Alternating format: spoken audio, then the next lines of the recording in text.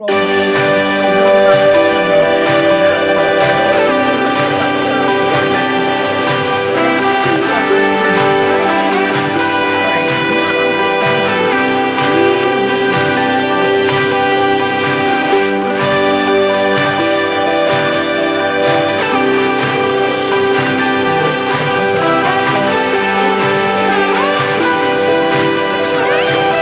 really important for everybody because I talk about IELTS, Teacher is a teacher, you know. If you're not a teacher, you're planning to come to the UK, you can also start training, okay? Because it is now going to be effective. Hello there and welcome to my channel. My name is Susan Tilly. In today's video, I'm going to share with you something very important, and I want to throw a question to you. Have you ever thought of traveling outside your country before? I mean, do you have any plans of traveling to, let's say, Canada, to UK, to the US? Then this video is for you, because in this video, I'm going to tell you a very important secret that many people do not consider when they plan to travel outside, and that is IELTS.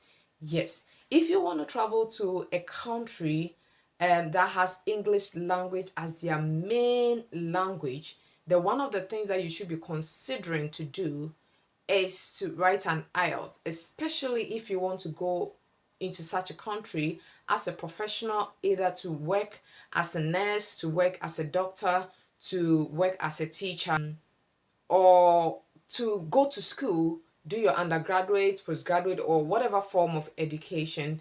Most of these countries will require that you write an IELTS. And so in this video, I'll be sharing with you what IELTS is all about.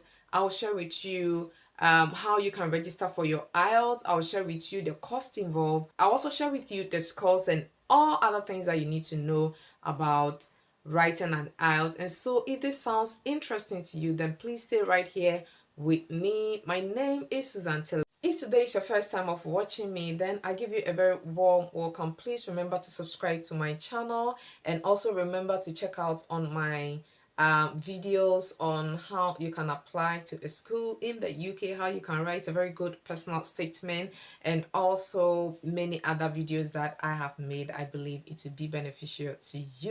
All right, so when we talk about IELTS, okay, it is simply means International English Language Testing System. And this is an exam that you write, especially if you want to go and work in an English language speaking country. That is a country that has English language as their main language. For instance, Canada, the US, or the UK. When you want to go to school, to do that, your masters, your undergrads, or even if you want to apply for work in some companies in such countries, they will require that you prove that you are able to communicate in English, that you do not have language barrier. So that's when it becomes necessary that you write this IELTS, and most of these countries will require that you write an IELTS. Now, there are other means that you can also prove your English language proficiency. There's also another one called TOEFL.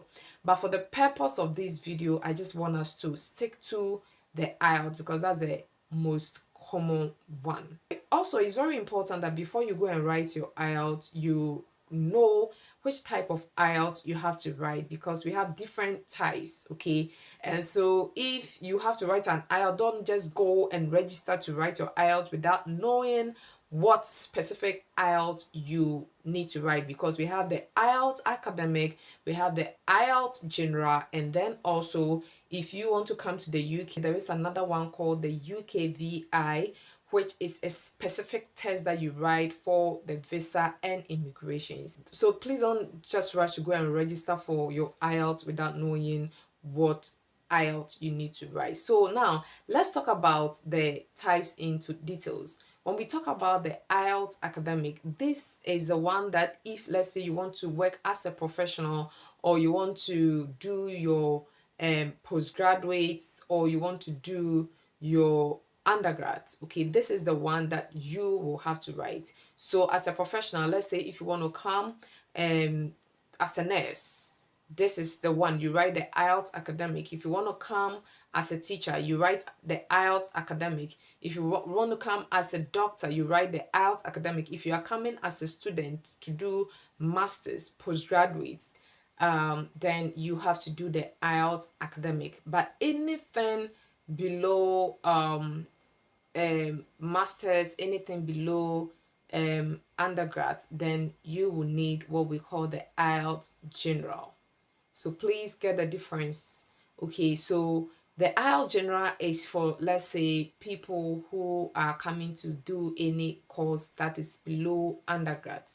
Okay, but if you want to come as a worker, and not just any worker, you're coming to work as a professional worker, okay, or as a skilled worker, let's say healthcare assistant, nurse, okay, any skilled work, you will be required to write the IELTS academic. Aside that, then you will need the IELTS general. So basically, these are the two types of IELTS: the IELTS general and then the IELTS academic. And the UK VI is specifically for people who want to come to the UK.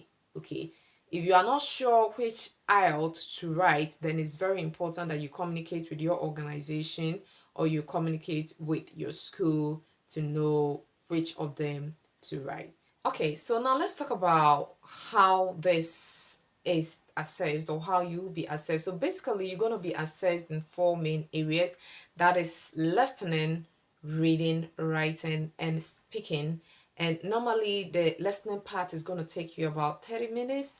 The reading part is going to take you like an hour, and then the writing part is also going to take you like an hour. Then the speaking part is going to take you like 11 to 14 minutes, so maximum of about 2 hours 45 minutes for you to finish the whole exams. Okay, and so now let's look at how you are scored. After that, I'll tell you how you can register for your IELTS. I'll give you all the links. Well, maybe somebody will be asking, what is the score? What is the highest score that you need to be able to pass?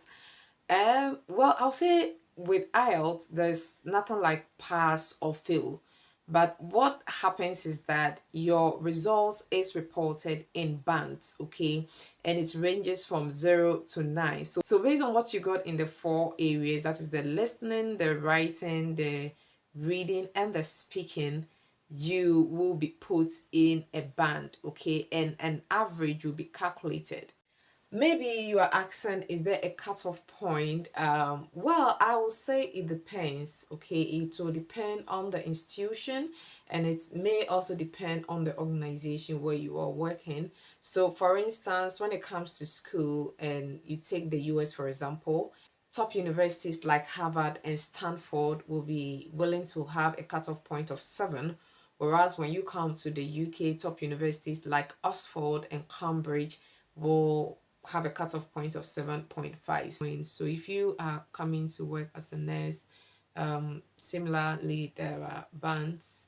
Some people are able to come with 6.5, some people are able to come with 5.5, and so it actually depends. So you need to find out from your organization what the cutoff point is so you can work at it. So now let's talk about how you can actually apply for your IELTS. I believe that that is also another area that you might have been waiting for from the start of this video. So basically, there are two main ways that you can register, okay?